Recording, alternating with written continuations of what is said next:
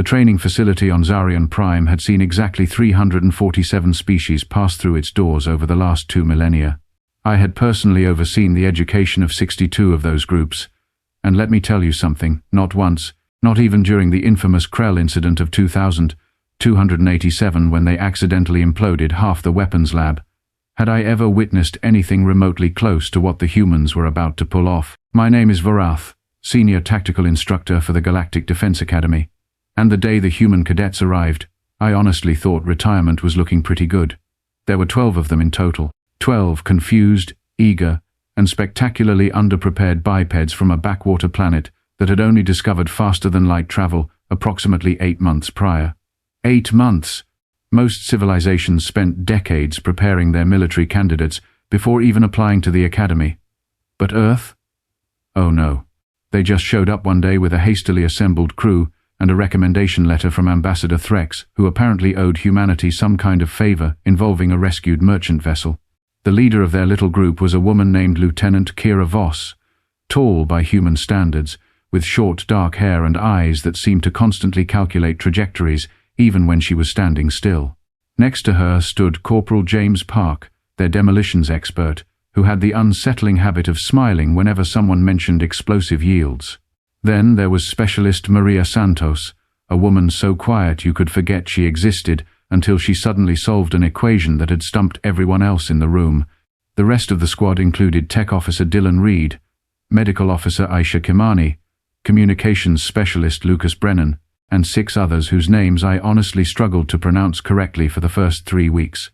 Not because human names were particularly difficult, mind you, but because I was too busy trying to prevent them from accidentally destroying the facility.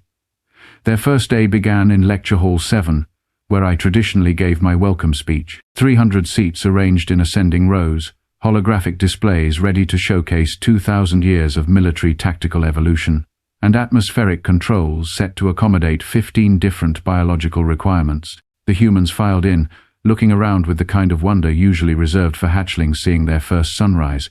"Welcome to the Galactic Defense Academy," I began, my translator converting my native clicking sounds into something their primitive auditory systems could process. "You are here because your species has been granted provisional membership in the Confederation.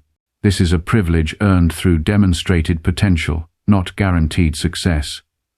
Lieutenant Voss raised her hand. Actual physical hand-raising, like some sort of juvenile. "Sir, question," I sighed internally. "Proceed. What's the failure rate?" Straight to the point. I appreciated that, even if the answer wasn't encouraging. Approximately 47% of candidates do not complete the full program. Another 23% complete it, but are deemed unsuitable for active combat roles. She nodded slowly. "So, basically, 3 out of 10 actually make it through and become combat certified." The human tendency for mental mathematics was noted. "Correct. Cool," she said, leaning back in her seat. "We'll take those odds." The confidence was either admirable or delusional. Time would tell. Week 1 focused on basic combat theory. The Confederation military doctrine had been refined over millennia, incorporating lessons learned from hundreds of conflicts across thousands of worlds. We taught suppression tactics, energy shield deployment, plasma weapon optimization, and the standard teleportation-based rapid insertion protocols that every modern military force employed. The Kapiravin, humans listened politely. They took notes. They asked surprisingly relevant questions, and then they completely ignored everything we taught them. The first practical exercise was scheduled for Day 8. Standard combat simulation, 2 teams, urban environment, objective-based warfare with stun weapons. I paired the humans against a squad of Threxian cadets, a species with 4 arms, enhanced reflexes, and approximately 300 years of spacefaring military tradition. It should have been educational, a learning experience, a humbling reminder that Earth was new to this game. The Threxians deployed according to doctrine. They established a forward operating position, set up overlapping fields of fire, and activated their personal shield generators. Standard procedure, executed flawlessly. They were ready for the humans to do something similar. Instead, Lieutenant Voss looked at her squad and said, "All right, boys and girls, let's show these folks how we handle room clearing back home." What happened next gave me my first migraine in approximately 16 years. The humans didn't activate their shields. They didn't establish firing positions. They didn't even pause to assess the tactical situation properly. Instead, they sprinted, and I mean full speed ahead sprinted, directly toward the Threxian position while firing continuously. No cover, no coordination, just 12 humans running and shooting like their higher brain functions had suddenly shut off. The Threxians, credit to their training, responded appropriately. They opened fire with disciplined bursts, expecting the humans to dive for cover or activate defensive measures. Except the humans didn't do either of those things. They just kept coming, taking stun rounds to their armor, which apparently they had reinforced with some kind of ablative plating that nobody had bothered to mention during equipment inspection. Corporal Park threw something that looked suspiciously like a primitive chemical, explosive, not a plasma charge, not an electromagnetic pulse device, but an actual combustion-based grenade that filled the Threxian position with smoke and noise, and general chaos. And while the Threxians were dealing with that surprise, the humans closed the distance and went absolutely feral. There's no other word for it. They grabbed Threxian cadets and physically wrestled them to the ground. They used their stun rifles as clubs. Specialist Santos actually bit someone, which I'm fairly certain violated at least 4 different academy regulations, not to mention basic civilized behavior. The whole thing was over in 90 seconds. I stood there, watching the simulation replay on my tactical display, trying to process what had just occurred. My assistant instructor, a normally calm Valorian named Crix, turned to me with all 3 of his eye stalks quivering. "Sir," he said quietly, "did those humans just win a tactical simulation through aggressive application of violence and complete disregard for established military doctrine?" "Yes," I replied. "Yes, they did. Should we discipline them?" I considered it. The book answer was absolutely yes. They had violated numerous protocols, ignored their training, and fought like undisciplined savages rather than trained soldiers. But then I looked at the mission timer. 90 seconds. The average Confederation squad took 7 to 8 minutes to complete that same exercise. The Academy record was 3 minutes and 40 seconds, held by a Krell shock trooper unit that had since gone on to become one of the most decorated combat teams in recent history. "Let me speak with Lieutenant Voss first," I said. I found her in the equipment bay, helping Corporal Park inventory their remaining stun grenades. She looked up as I approached, her expression somewhere between proud and concerned. "Sir," she said, straightening, "I'm guessing you want to talk about the exercise." "That would be accurate," I gestured for her. "To follow me to a quieter corner of the bay. Your tactics were unorthodox." "Our tactics worked. They worked through sheer aggressive momentum and apparent disregard for personal safety." She smiled, not a nervous smile or an apologetic one, a genuine, slightly terrifying smile. "Sir, with all due respect, that's pretty much how humanity has fought every war we've ever been in. We're not faster than most species. We're not stronger. We're definitely not more technologically advanced, especially now that we're hanging out with you folks. But we're stubborn, we're aggressive, and we really don't like losing." I clicked my mandibles together, considering. The Confederation military doctrine emphasizes shield technology, energy weapons, and teleportation-based mobility. These are proven methods refined over centuries. "I'm sure they are," she agreed. "But Earth never developed shields that strong. Our military technology went in a different direction. We focused on kinetic weapons, explosive ordnance, and closing with the enemy as fast as possible. Our doctrine is built around the idea that the best defense is making the other guy too dead or too unconscious to shoot you. That seems incredibly risky." "Oh, it absolutely is," she laughed. "But it's also fast, and it's aggressive, and it confuses the hell out of anyone expecting us to fight sensibly." She had a point, much as I hated to admit it. Confederation doctrine assumed certain capabilities: shields, energy weapons, teleportation. Remove those assumptions, and the entire tactical framework changed. The humans weren't fighting wrong. They were fighting according to a completely different set of rules. "All right," I said slowly. "I'm willing to see where this goes. But Lieutenant Voss, understand that the Academy is designed to train soldiers for Confederation standards. Eventually, your people will need to adopt our technology." "Absolutely, sir," she said. "But maybe we can show you a few tricks first?" That conversation should have been my warning sign. Should have been the moment I realized these humans were going to turn my carefully ordered training program into something resembling controlled chaos. But no, I thought I had the situation handled. Week 2 brought theoretical examinations on energy shielding principles. The humans scored adequately, showing they understood the concepts, even if they seemed personally uninterested in applying them. Week 3 covered plasma weapon mechanics, and again, the humans demonstrated competence without enthusiasm. Then Week 4 arrived, and with it, the long-range combat simulation. Standard exercise, 2 teams separated by approximately 2 kilometers of rough terrain, various obstacles, multiple objectives. The expected approach was to use personal teleportation devices to rapidly reposition, create crossfire opportunities, and methodically advance while maintaining shield coverage. I paired the humans against a mixed squad of Valorian and Draxian cadets, both species with excellent tactical track records. The simulation began at dawn, or what passed for dawn in our artificial environment. The enemy team deployed conventionally. They established observation posts, set up teleportation waypoints, and began a careful advance using proper fire and maneuver techniques. The humans looked at the 2-kilometer gap, looked at their equipment, and then Tech Officer Reed said something that made my translator glitch. "Hey, Lieutenant, remember that thing from the museum?" Lieutenant Voss grinned. "The railgun? That's the one." Now, I should explain something about human technological development. Most species discover energy weapons early in their advancement because they're elegant, efficient, and relatively safe to manufacture. Kinetic weapons, projectiles accelerated by chemical or electromagnetic force, are generally considered primitive because they're loud, require ammunition, and have obvious trajectories. Humans, however, had perfected kinetic weapons to an absolutely ridiculous degree before they ever left their planet. And apparently, when Tech Officer Reed said museum, he meant the Academy's historical weapons display, which included examples of various technological dead ends from different civilizations, including an early human electromagnetic accelerator weapon. They had somehow, without authorization or supervision, removed it from the display, repaired it, and integrated it with a targeting system cobbled together from training equipment. The thing was massive, easily 3 meters long, requiring 2 humans to carry and operate.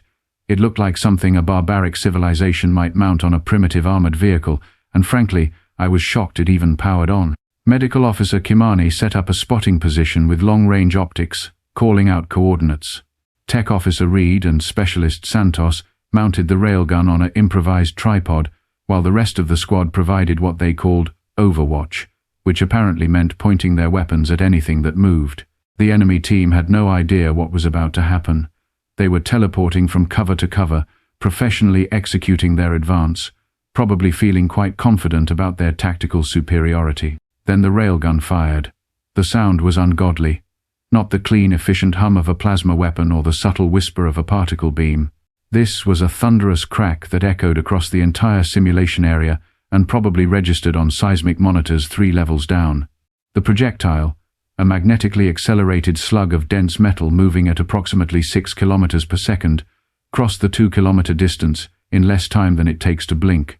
It hit the enemy team's forward position with enough kinetic energy to shatter their shields, destroy their cover, and stun 4 cadets simultaneously through sheer concussive force.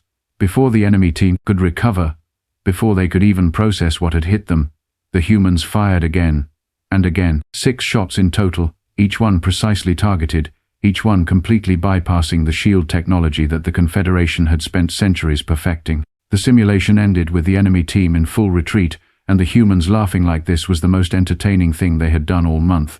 I shut down the exercise and marched directly onto the field. Lieutenant Voss saw me coming and had the decency to look slightly sheepish. "Sir," she began, "we can explain." "You removed a historical artifact from a secured display." "Yes, sir." "You modified it without authorization." "Also yes, sir." "And you used it to completely invalidate shield doctrine through the application of primitive kinetic energy." She paused. "When you say it like that, it sounds bad." "Lieutenant Voss." My translator was working overtime to convey my exasperation. "Do you understand what you've done? You just demonstrated that 2,000 years of defensive technology development can be negated by a weapon design that most civilizations abandoned millennia ago." "I mean," Corporal Park interjected helpfully, "that's kind of the point, sir. Everyone's so focused on energy weapons and shields that nobody's defending against good old-fashioned kinetic penetrators. It's a gap in the doctrine." He wasn't wrong, which somehow made it worse. The entire Confederation military structure assumed certain technological baselines. We had collectively decided that kinetic weapons were obsolete, that shields made them irrelevant, that more elegant solutions existed. The humans had just proven that assumption potentially catastrophic. Crix appeared at my side, his scales actually changing color from stress. "Sir, the Academy Board is requesting an immediate meeting. Something about reviewing safety protocols and possible examination of human technological assessment procedures." Of course they were. The humans had been here less than a month and were already causing institutional crisis. "Lieutenant," I said, trying to maintain some semblance of authority, "you and your squad will report to Briefing Room 3 in 1 hour. We need to have a serious discussion about appropriate use of training resources and respect for historical preservation." "Understood, sir," she replied, managing to sound both contrite and entirely unrepentant simultaneously. As I walked away, I heard Corporal Park say, "So, did we pass the exercise or not?" "Park," Lieutenant Voss said, "read the room." The meeting with the Academy Board lasted approximately 4 hours and gave me a second migraine. Half the board wanted the humans expelled immediately for reckless behavior and unauthorized equipment modification. The other half, primarily the older combat veterans, were intensely curious about the tactical implications. Grand Admiral Thex, a Valorian who had commanded fleets during the Krell border conflicts, actually laughed when she saw the simulation recording. "How long has it been since anyone used mass-driven weapons in combat?" "Approximately 800 years, Admiral," her aide responded. "And in all that time, have we bothered to test shield effectiveness against high-velocity kinetic impacts?" The aide's silence was answer enough. The Admiral looked at me with what I interpreted as amusement. "Vorath, these humans are either brilliant or insane, possibly both. I want you to continue their training, but I also want detailed reports on their tactical approaches. If they're identifying genuine vulnerabilities in our doctrine, we need to know." So the humans stayed, and my simple training assignment became something much more complicated. Week 5 brought zero-gravity combat training. This usually took cadets several sessions to adapt to, as fighting without gravity requires completely different spatial awareness and movement patterns. Most species struggled with it initially. The humans took to it like they were born in vacuum. Apparently, Earth had spent decades training astronauts and had developed extensive zero-gravity combat protocols for station defense scenarios. They moved through the training module with practiced ease, using surfaces to ricochet, spinning to change trajectory, and generally making the whole thing look much easier than it had any right to be. Then Specialist Santos asked if they could try something experimental. I should have said no. I absolutely should have said no. But I was curious, and curiosity is a dangerous thing when dealing with humans. What she wanted was simple. Instead of the traditional plasma weapons used in zero-gravity environments, could they try using what they called a thruster pack, combined with a handheld kinetic weapon?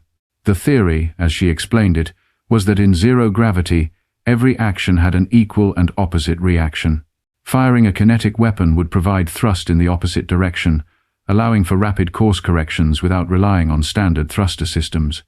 It was insane. It was using weapon recoil as a propulsion method. It completely violated standard zero-gravity combat doctrine. It also worked spectacularly. The humans turned themselves into unpredictable, ricocheting projectiles, bouncing around the combat module while firing precisely controlled bursts that sent them spinning in new directions. They were harder to track, harder to hit, and absolutely terrifying to face because you never knew which direction they were actually traveling. The demonstration team I had brought in to oppose them, experienced zero-gravity combat instructors from 3 different species, lasted approximately 4 minutes before calling a halt and demanding to know how the humans were moving like that. Lucas Brennan, their communications specialist who apparently also had physics training, explained, "Kinetic weapons in zero-gravity environments create predictable thrust vectors. By calculating the recoil force and our current trajectory, we can use weapon discharge as a maneuvering system. It's less efficient than dedicated thrusters, but way more unpredictable in combat." One of the instructors, a Draxian veteran named Corex, who had fought in actual void combat scenarios, stared at the humans for a long moment. Then he turned to me and said, "Vorath, I hate to admit this, but these primitive lunatics might actually be onto something." By week 6, word had spread throughout the academy.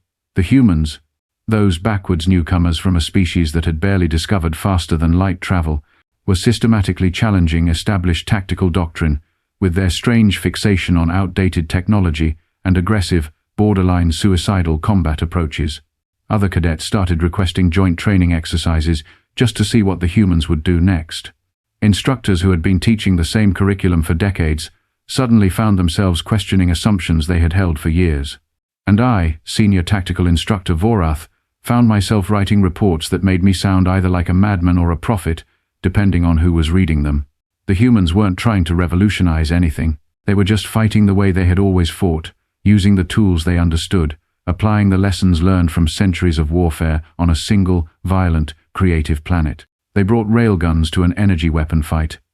They used explosion-based propulsion in zero gravity. They tackled problems with aggressive momentum because that's what worked when you didn't have shields or teleporters or 2,000 years of galactic military tradition. And somehow, impossibly, it was working. Lieutenant Voss caught me reviewing simulation footage late one night in my office. She knocked politely on the open door. "Sir, got a minute?" I gestured for her to enter. "I'm beginning to think I should have retired before your species arrived." She laughed. "We're that much trouble?"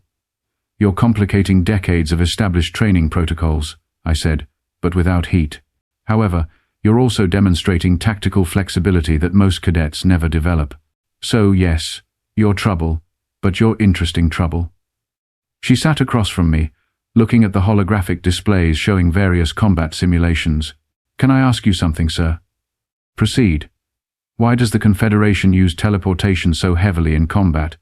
I get that it's fast, but it's also predictable. You need waypoints, coordinates, clear destination zones. It's technologically impressive, but tactically it creates limitations."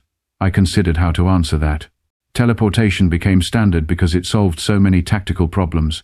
Difficult terrain, long distances, rapid extraction. It was revolutionary. "But then everyone started using it," she said, "and everyone started expecting it. So combat doctrine evolved around teleportation capabilities, and alternative approaches got forgotten." "Essentially, yes." She nodded slowly. "That's what I thought. See, Earth never developed teleportation. We're still working on the basic principles, so our military doctrine developed along completely different lines. We built faster vehicles, longer-range weapons, better armor. We focused on controlling territory because we couldn't just teleport past obstacles. And now you're bringing those approaches here. And accidentally breaking your training exercises," she agreed. "But sir, here's the thing.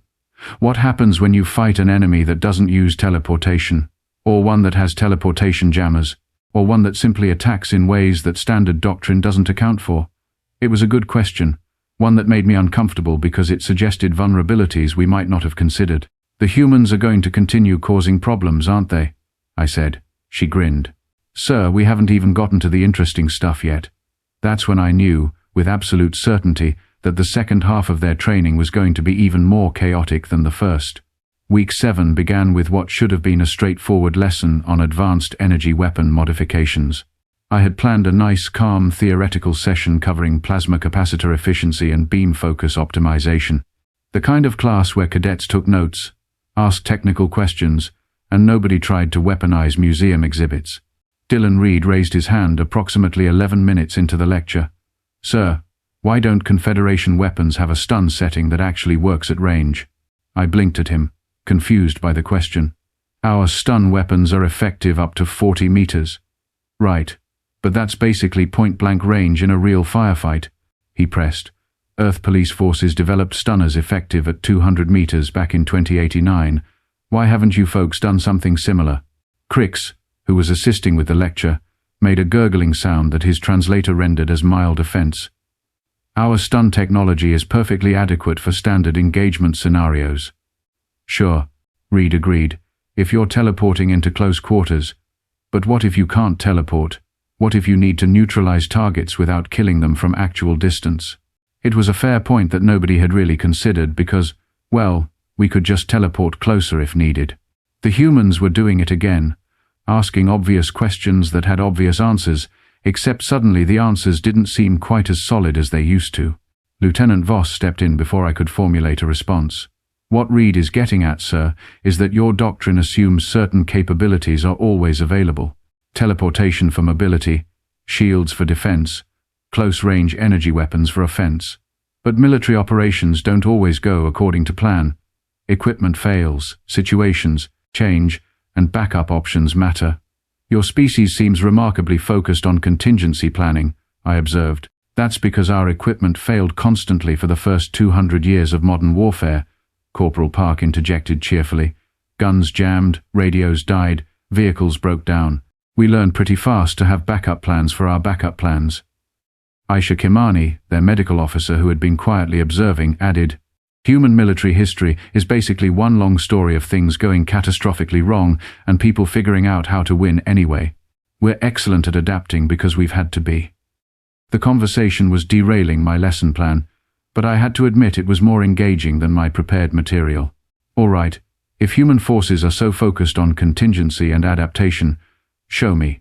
Next practical exercise is in 3 days. Standard urban combat scenario, mixed objectives, your squad against 2 veteran teams. Any restrictions, sir? Voss asked. I should have specified. I absolutely should have created a detailed list of prohibited actions, forbidden equipment modifications, and banned tactical approaches. Instead, still somewhat irritated by having my lecture disrupted, I said, use whatever methods you deem tactically appropriate.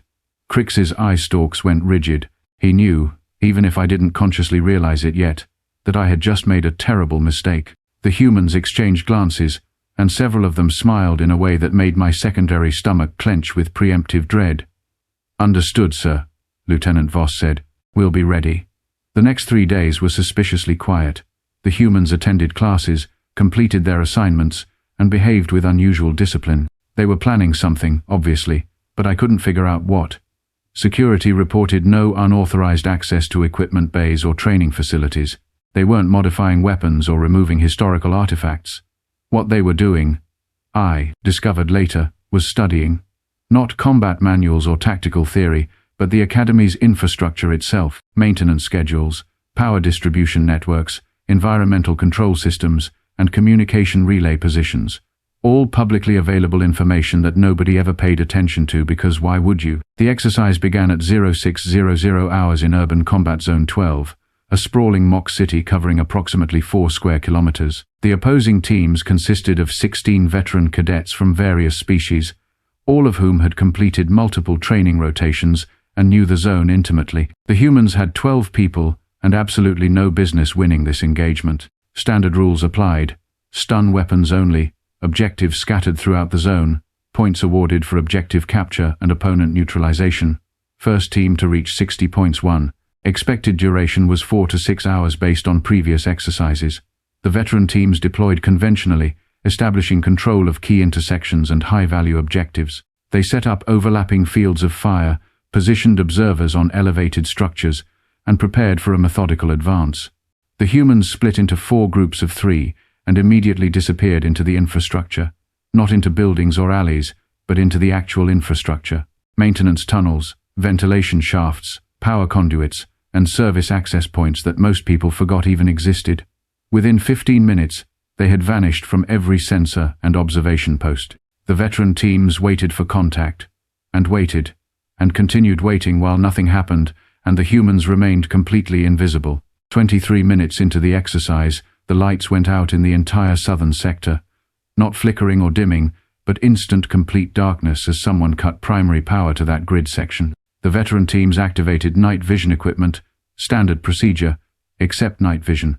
Didn't help much when Specialist Santos triggered what the humans called a flashbang device in the middle of their formation. Turns out, even species with enhanced vision struggle when suddenly subjected to overwhelming sensory input. The veterans scattered, disoriented, while the humans emerged from service tunnels and methodically stunned 6 opponents in approximately 30 seconds before disappearing again. The northern sector lost communications next.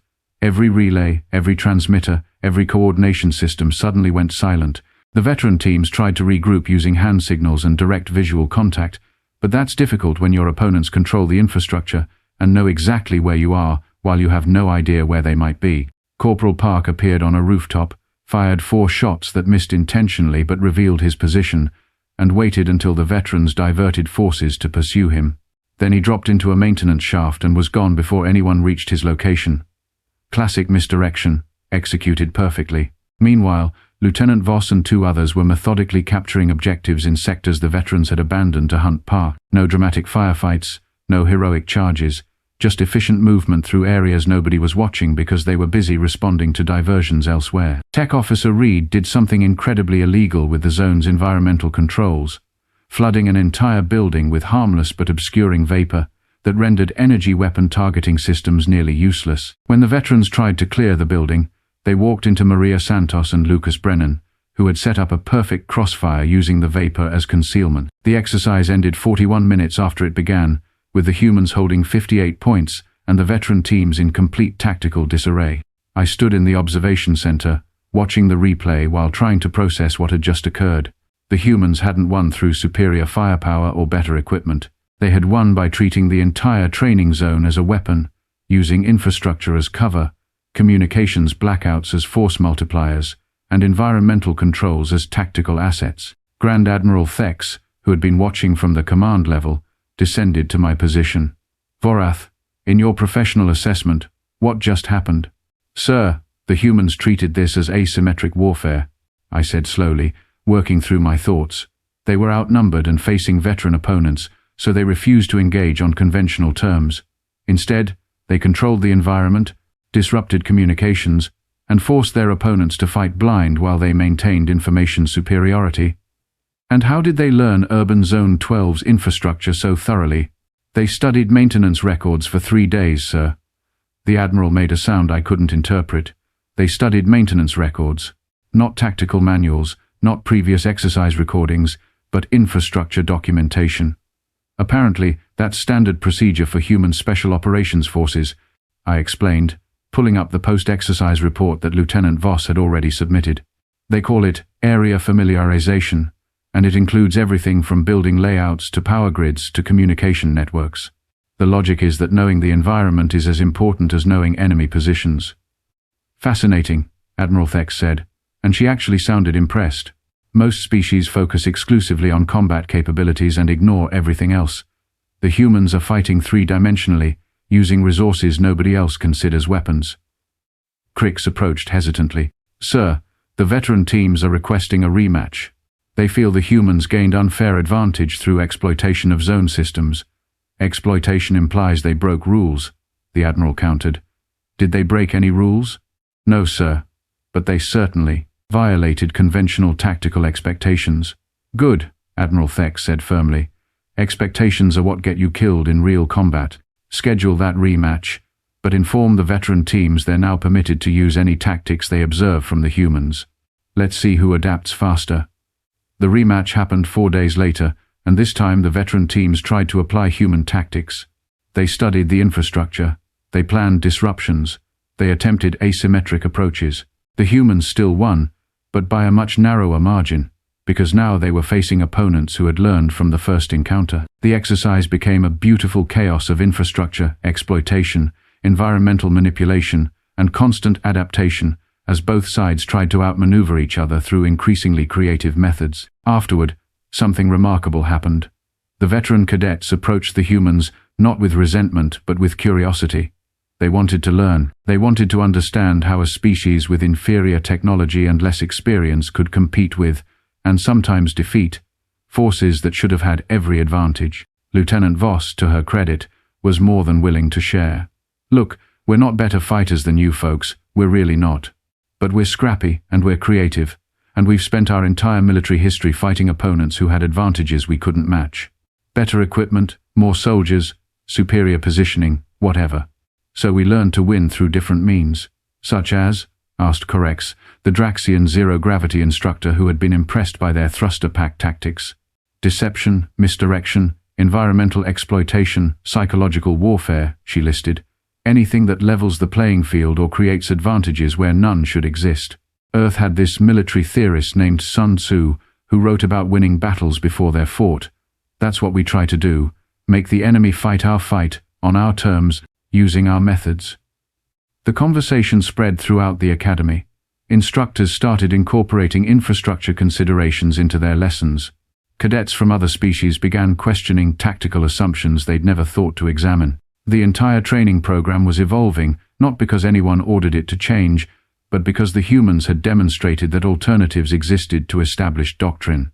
Week 9 brought the advanced simulation everyone had been anticipating. Full-scale combat scenario against actual combat AI modeled on known hostile forces. This was the final major test before graduation consideration, and it typically had a 60% failure rate because the AI was specifically designed to exploit standard tactical approaches. The AI expected teleportation-based rapid deployment. It expected shield-reliant defensive positioning. It expected plasma weapons and energy-based suppression fire. It had been programmed with counters to every standard Confederation tactic, refined over thousands of simulations.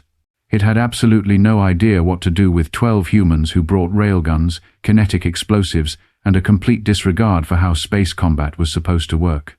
The scenario was simple: board and secure a hostile station, eliminate defending forces, capture primary control. Standard ship-to-station assault, the kind of operation Confederation forces ran routinely. The AI defending the station deployed automated turrets, shield generators, and strategic choke points. It sealed bulkheads, vented atmosphere in non-critical sections, and prepared overlapping fields of fire at every docking port. The humans looked at the station schematic, looked at their assault shuttle, and then Corporal Park said something that made my translator glitch again. "Hey, Lieutenant, remember that crazy maneuver from the Mars Rebellion simulation back at Earth training? The one where we breached through the waste management system?" Voss asked. "That's the one. I should have stopped them right there. I absolutely should have demanded clarification and imposed sensible restrictions. But I was curious, and at this point, I had learned that human tactical creativity was best experienced rather than prevented. The assault shuttle approached the station conventionally, heading toward the main docking port exactly as the AI expected. The automated defenses powered up, ready to repel the standard boarding action. Then, at the last possible moment, the shuttle veered away from the docking port and headed directly toward the station's waste management system, a section of exposed hull with minimal shielding because who attacks through the garbage disposal? Humans, apparently. That's who. They breached the hull using shaped charges, the old-fashioned chemical explosives that nobody used anymore because energy cutters were cleaner and more precise. Except energy cutters took time, and time allowed the AI to respond. Explosives were instant, brutal, and completely unexpected. The humans poured through the breach into a section of the station the AI had designated non-critical and therefore barely defended. From there they moved through maintenance passages and service corridors, avoiding every major choke point and defensive position because those defenses were all facing the wrong direction. The AI, programmed for conventional tactics, struggled to adapt. It tried to seal bulkheads, but Dylan Reed had hacked into the station's environmental systems during the approach and locked them open. It attempted to vent atmosphere, but the humans were already wearing full environmental suits because they'd planned for that exact countermeasure. When the AI finally repositioned its defensive forces, the humans had already reached critical infrastructure. They didn't try to take the main control center, which was heavily fortified. Instead, they captured the secondary power distribution hub, which gave them control over life support, internal communications, and sensor networks throughout half the station. Then they used that control to methodically dismantle the AI's defensive coordination. Lights flickered in some sections and died in others. Communication channels were jammed or filled with false information. Automated turrets received conflicting target data and either shut down or fired at phantom contacts. The defending forces found themselves fighting blind, in the dark, against opponents who controlled their environment and knew exactly where they were. It wasn't a fair fight, but as Lieutenant Voss explained during the post-mission debrief, fair fights are for people who want to lose. The scenario ended in 37 minutes. The average completion time for passing teams was 2.5 hours. Most teams that tried to rush it failed completely. Grand Admiral Thex attended the debrief personally, which was unprecedented. She reviewed the mission recording in silence while the humans stood at attention, clearly uncertain whether they were about to be praised or expelled. "Lieutenant Voss," the Admiral finally said, "explain your tactical reasoning." "Sir, the AI was programmed to counter standard Confederation tactics, which meant engaging it directly would play to its strengths. So we avoided direct engagement entirely. We studied the station layout, identified a weakly defended entry point, and exploited infrastructure control to eliminate the AI's advantages." "You breached through waste management?" "Yes, sir. It was the optimal entry point given our capabilities and the AI's defensive positioning. And it never occurred to you to use the docking port like a normal boarding team. Voss hesitated, then said carefully, "Sir, normal boarding teams have a 60% failure rate on this scenario. We weren't interested in being normal." The Admiral stared at her for a long moment, then turned to me. "Vorath, your assessment?" I chose my words carefully. "Admiral, the humans succeeded by refusing to fight the battle they were expected to fight.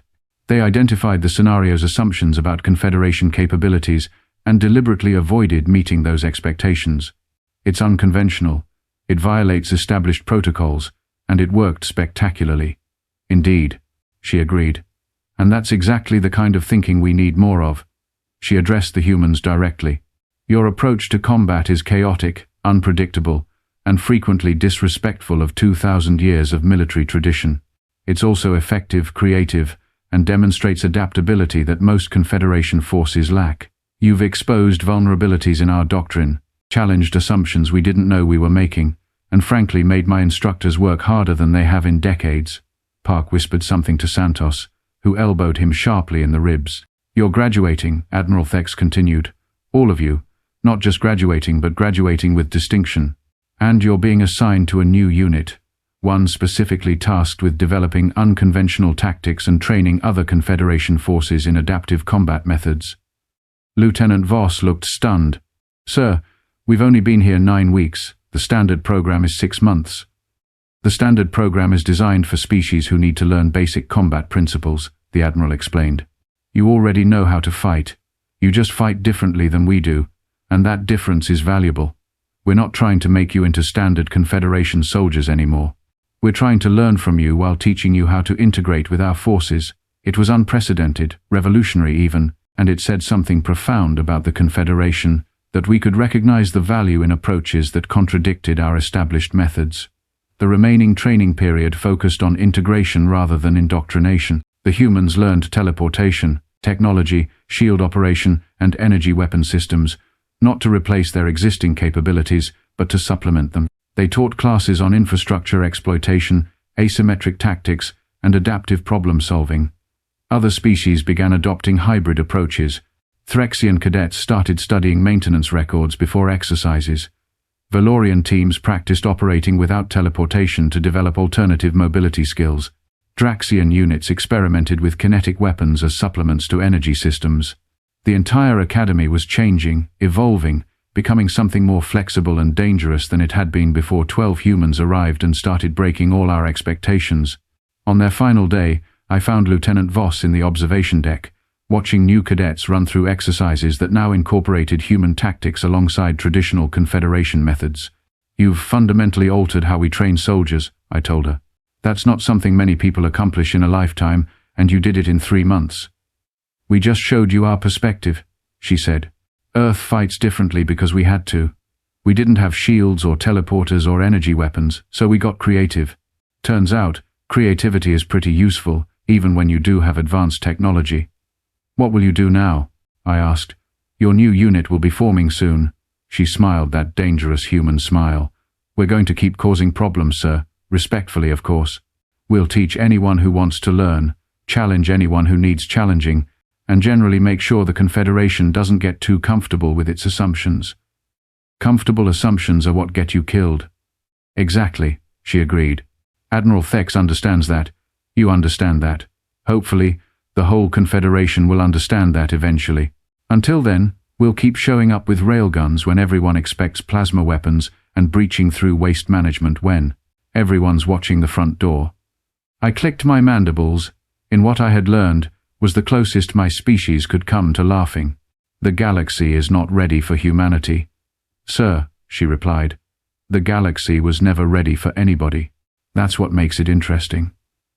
6 months later, the Human Integration Unit, as they officially named it, had trained 17 mixed species teams in adaptive tactics. Those teams had a 93% success rate in exercises that traditionally claimed 40% of participants. More importantly, they were thinking differently, questioning assumptions, and approaching problems with creativity rather than doctrine. The humans themselves had become something unique, soldiers who bridged the gap between Earth's violent, creative military history and the Confederation's technologically advanced, but sometimes inflexible approach. They used railguns and plasma weapons, kinetic explosives and energy shields, infiltration tactics and teleportation strikes. They were chaos and discipline, primitive and advanced, conventional and revolutionary, all at the same time. And they were exactly what the Confederation needed, even if we hadn't known it before they arrived.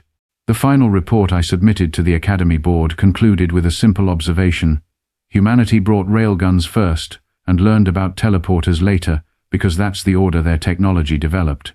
But in doing so, they maintained capabilities and tactical flexibility that species who developed teleportation first had forgotten were possible. There's a lesson in that, I wrote.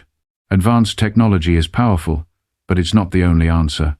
Sometimes the old ways, the brutal ways, the creative ways, are exactly what you need to solve problems that elegant solutions can't touch. Sometimes you need railguns, sometimes you need teleporters, and sometimes, if you're very lucky, you get both.